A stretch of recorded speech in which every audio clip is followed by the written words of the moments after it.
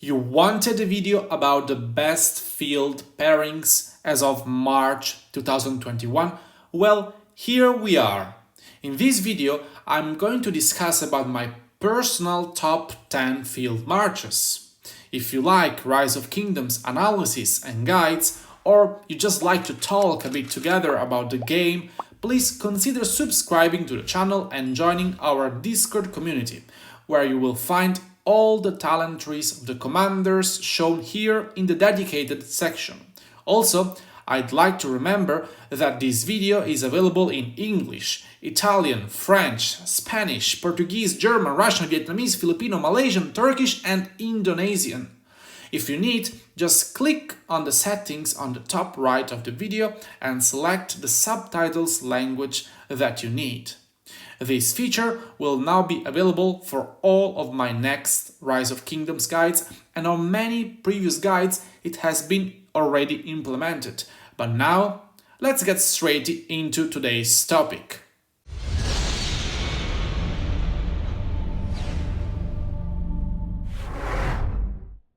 Hello there, it's Wick Gaming here, and today we will speak about the best field pairings in March 2021. First disclaimer, in this video I'm not going to speak about full support marches.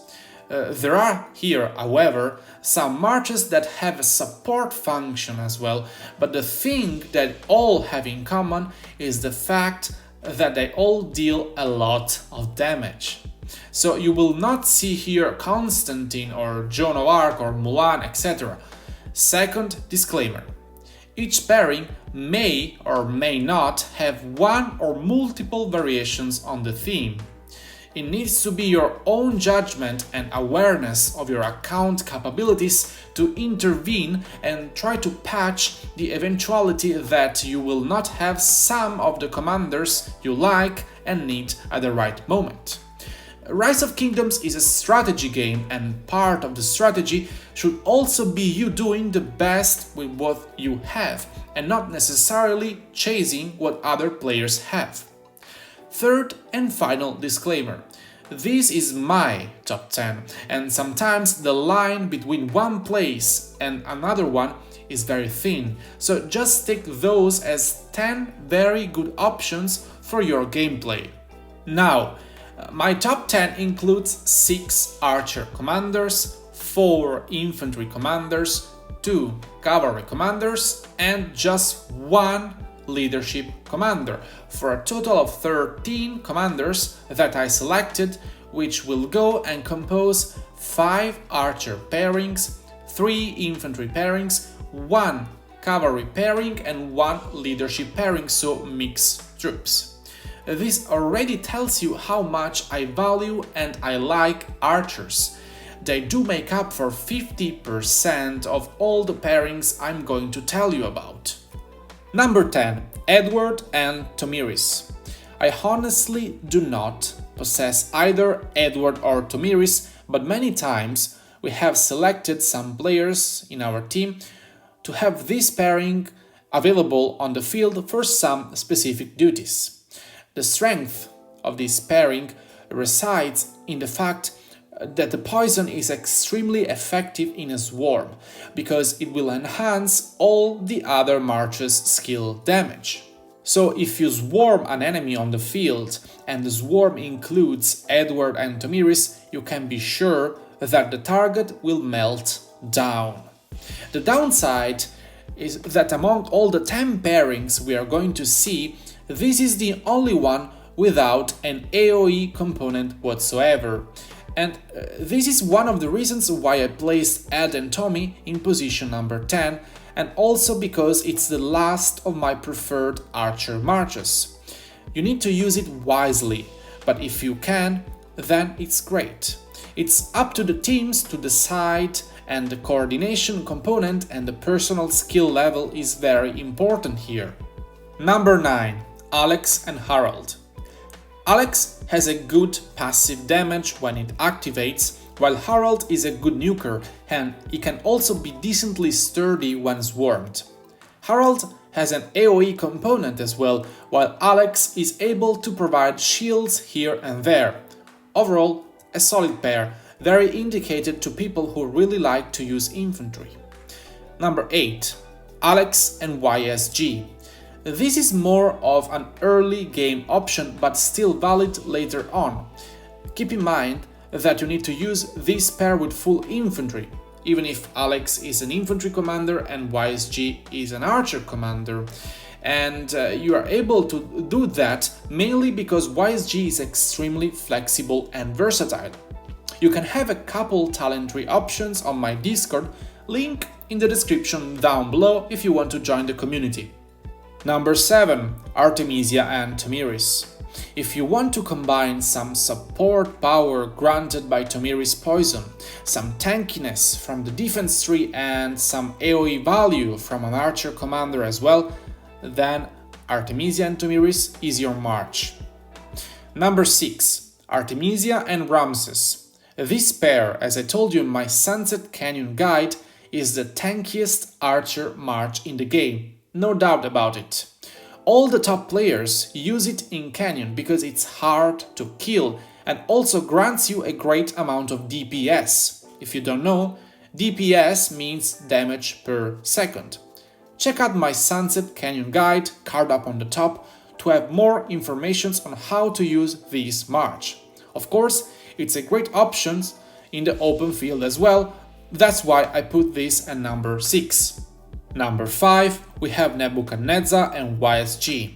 Double 5 targets AoE, with Nebu having a fan-shaped 180 degrees area damage and YSG a big circular area damage. In a big group fight, this is going to be painful. Very painful. I mean, the damage factor inflicted by those two commanders combined is just over the top. Even more if you're a big whale and you have a great equipment and other players supporting you with buffs and protection skills. In that case, you better focus down Nebu and YSG because it's gonna hurt you badly. Number 4. Aethelflaed and YSG. Lilith blessed us one time with an amazing free-to-play legendary commander that you could max in literally no time.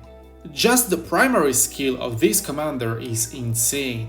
If this commander had just the first skill, the active skill, I will still be bringing her on the field. I mean, Aethelflaed is a must-use whether you are a small player or a big player. She's accessible to literally anyone, and her debuff in combination with YSG's skill damage value becomes a very important source of pain. If you check your Sunset Canyon reports, I bet you have this combo there, maybe with William instead of YSG, you'll notice that most of the time when you position your troops correctly, Aethelflaed YSG is the combo that deals more damage. And as YSG is for me the very first legendary commander that any player in the game should max out, and Aethelflaed is extremely accessible, this march is granted to give you good results. Let's dive now into our top 3. In third position, we find Ramses and YSG. This was my first competitive archer march before I maxed Artemisia as well. Ramses gives YSG what he misses: some tankiness, some skill damage resistance and some crowd control. If you get swarmed down, you are not going to melt down and you will still deal a ton of damage. Just go for it if you can, you will not regret it. Number 2. Guan Yu and Leonidas. Of course, you can use Guan Yu with Harald or Alex as well. With Harald, especially in a rally against Zenobia, it works really well, but Guan and Leo is the top infantry open field march, in my opinion. Most of the time, you will stay until the end to fight. Infantry is not archers. Infantry does not deal as much damage as the archers can, thanks to the big nukes they have. So when you are low on troop count, you are going to get wrecked with an infantry march. This does not happen with Guan Yu and Leonidas. First, because both have a great AoE value, and second, because Leonida's expertise, and yes, you need an expertise here, it's going to literally save your butt when you're low and you get focused down. That 400% damage boost when you drop below 10% health is exceptional and allows you to inflict that extra final damage that you need in order not to get a heavy hospital bill at the end of this war. Also, Guan Yu's silencing feature is just exceptional. No team can win without using Guans on the field. And now, our top March, that has been chosen basing on multiple factors, including the effectiveness when not maxed. In fact, at the cost of just a little bit more of one maxed legendary commander, you can have an amazing pair to use on the field with both commanders at 5-5-5-1. I'm speaking of course about the only cavalry march that you will see here in my top 10, Saladin and William. This march is truly exceptional because it has it all. Skill damage resistance thanks to Saladin, AoE value thanks to William, healing debuff thanks to Saladin, defense buff thanks to William, rage restoration thanks to William again. I mean, this pairing is complete. I'm not a cavalry guy at all, but I have it. It's very difficult to find a damage dealer combo to also have a buff and debuff and support function, and it's fast. And you can split the amount of sculptures, as I said, to max one commander into those two commanders, and with this little great investment you will be very happy with the results. And here we are at the end of the video. Please don't forget to subscribe if you like my content, and as always, happy gaming, and I will see you on the next one. Ciao!